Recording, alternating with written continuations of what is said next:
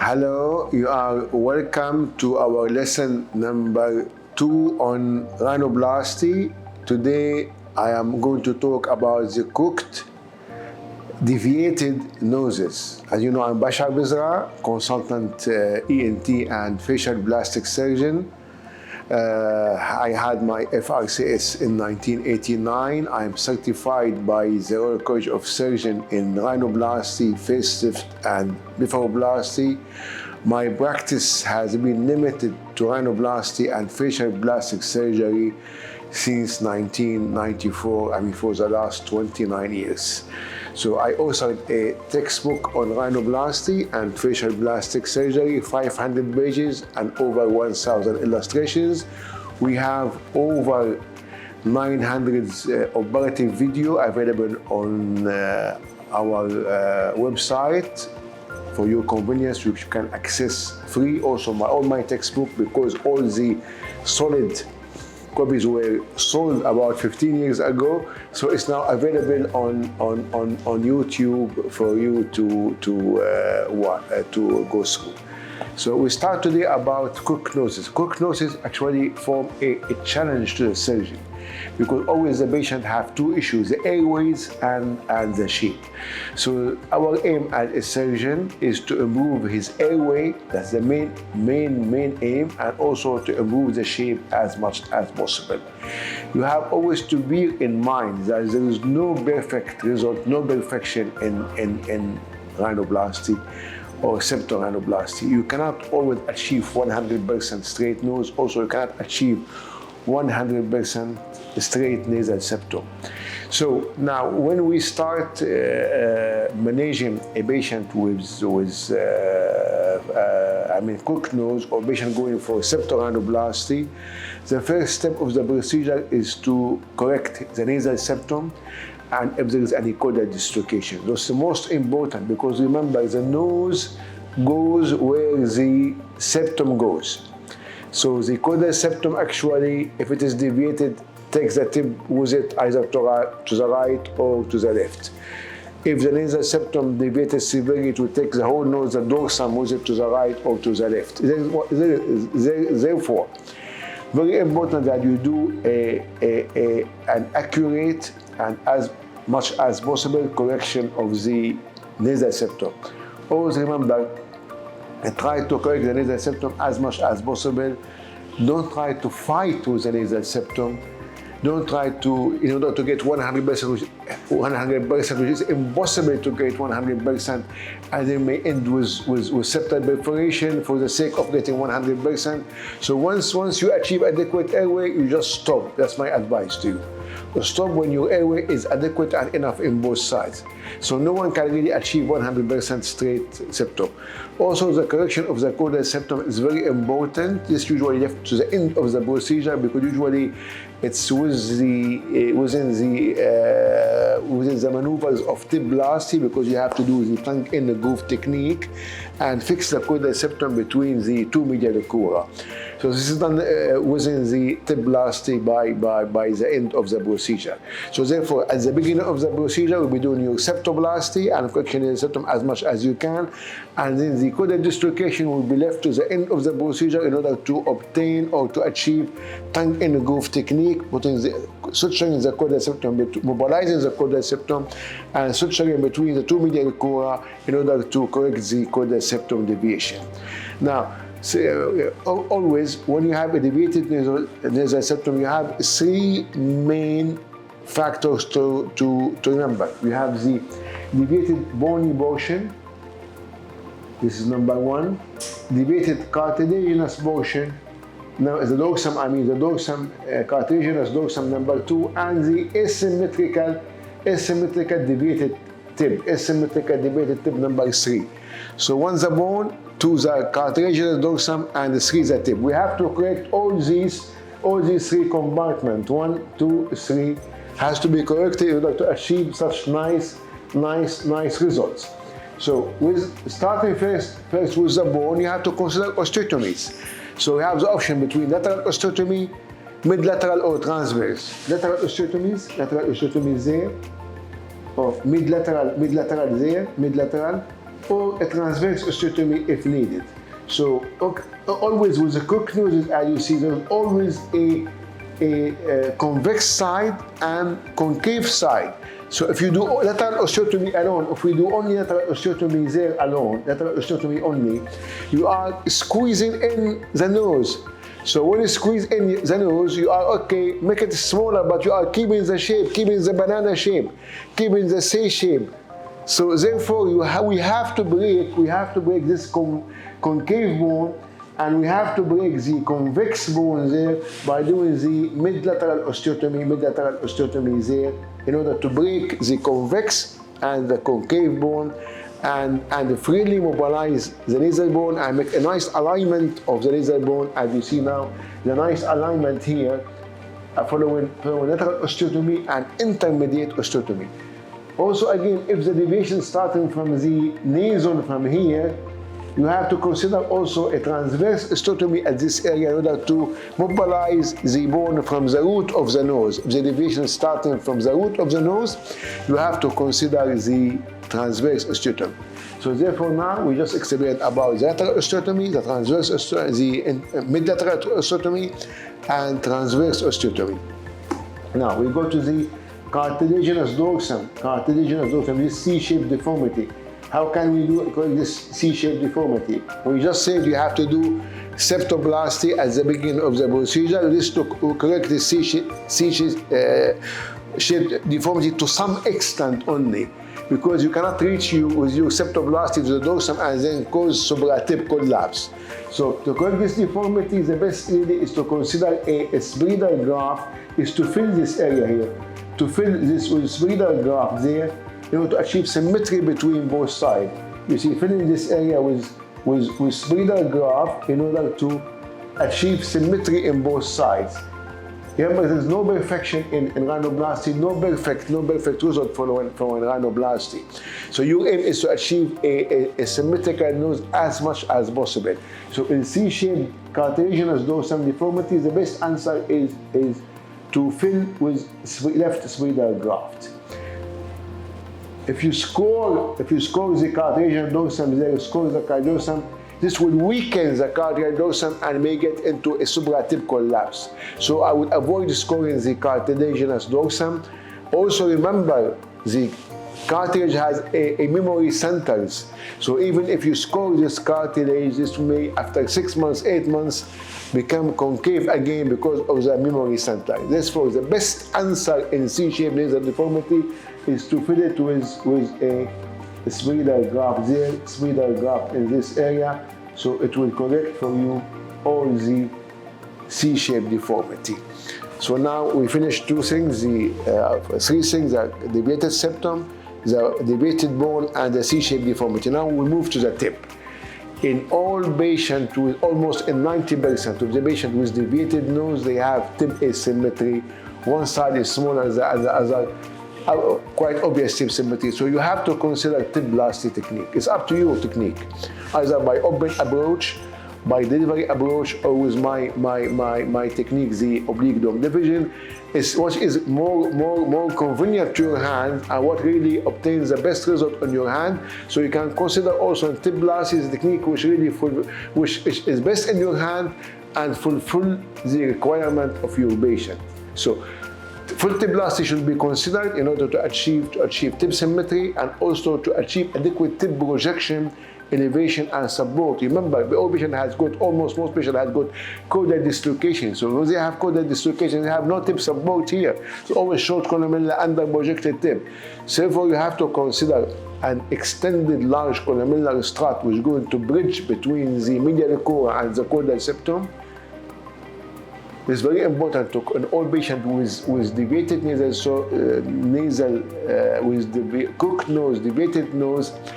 When it comes to the last step of the procedure, the tip-blasty, you have to consider the extended large columellar strut which bridge between the medial cora and the caudal septum in order to achieve adequate tip projection, adequate tip elevation, and also reduce the possibility of supratip collapse, and also to correct the caudal dislocation, the tongue in the groove technique. So And you see, for example, in this patient, you see how much correction we obtained, and also in this patient.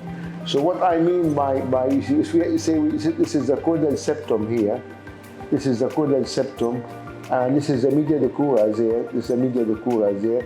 So you have to consider the large extended columellar strut, which is going to bridge between the caudal septum and the medial cura, bridging between the caudal septum and the medial cura.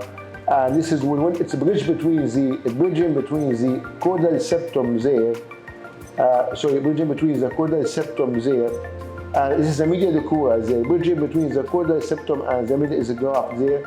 This will obtain more tip projection, more tip elevation, and sustained tip projection, because I just said in most patients with deviated nasal septum, they have caudal dislocation. Once they have caudal dislocation, the caudal septum to one side, right or left, so they don't have any tip support. Therefore, the consideration of tongue in groove technique and this extended columellar strut there, will give you a very nice tip support, I do it again for you because very important.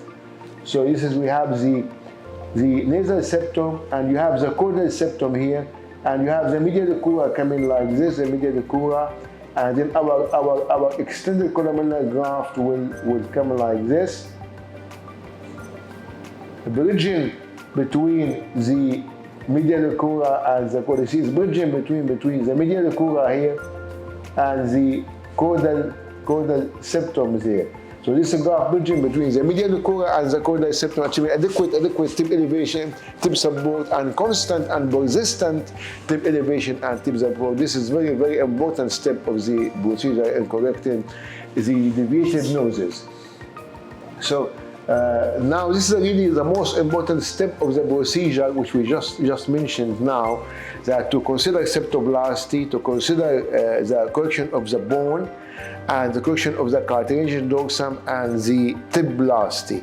Now, I mean, the most difficult, I mean, you always have deviated noses, or deviated noses with hump, or deviated noses with saddling. Deviated noses with saddling is really the most difficult one. Deviated noses when it comes to saddling, like this, for example, saddling and deviated nose. It's the most difficult one. In deviated noses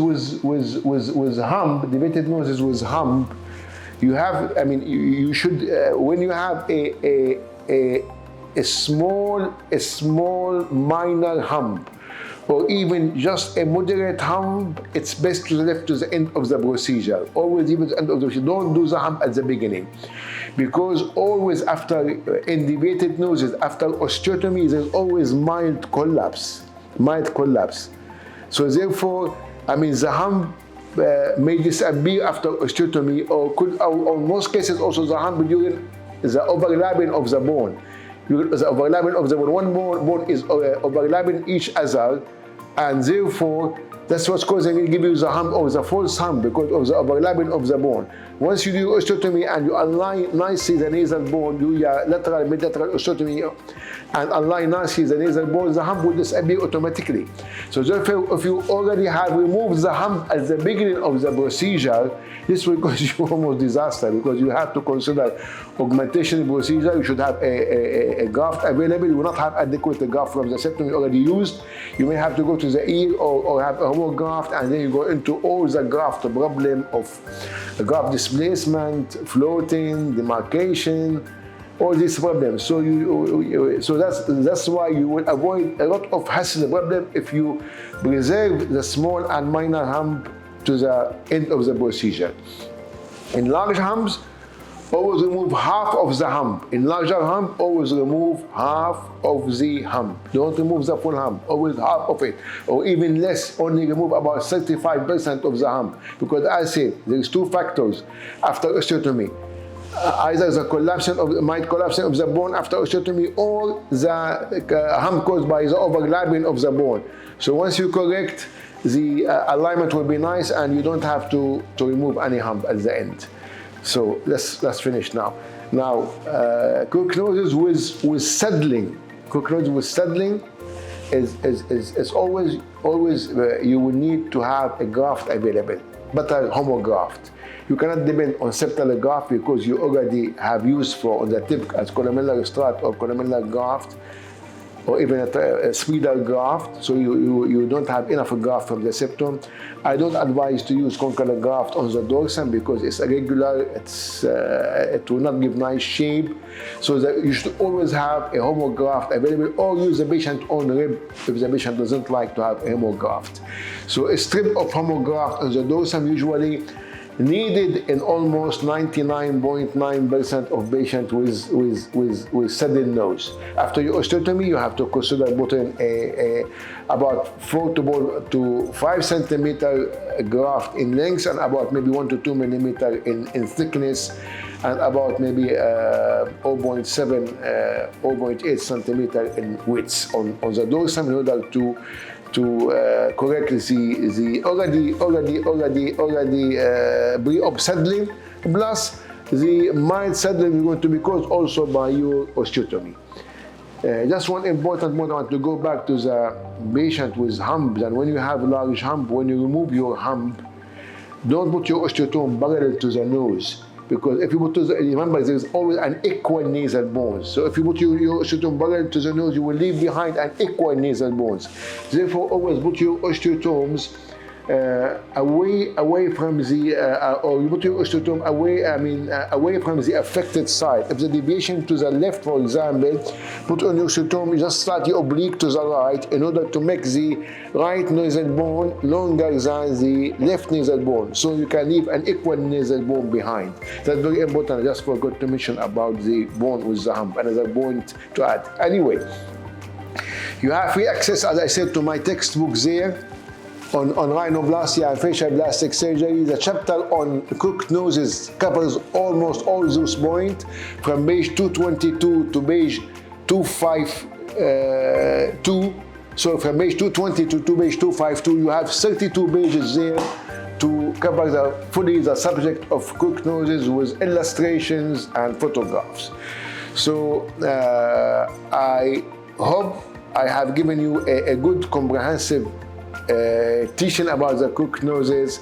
So remember again, in the crooked noses, you have to do a good septoplasty, adequate septoplasty, and correct the caudal dislocation, very important, to make nice, good adequate osteotomies and nice nasal bone alignment, to correct the C-shaped nasal deformity, C-shape, dorsum deformity best by spider graft, and to do a full tip plasty in order to achieve tip symmetry and tip elevation and projection, with the consideration of tongue in groove technique in order to correct the caudal septum, and consideration of the large extended columellar strut bridging between the middle crura and the caudal septum.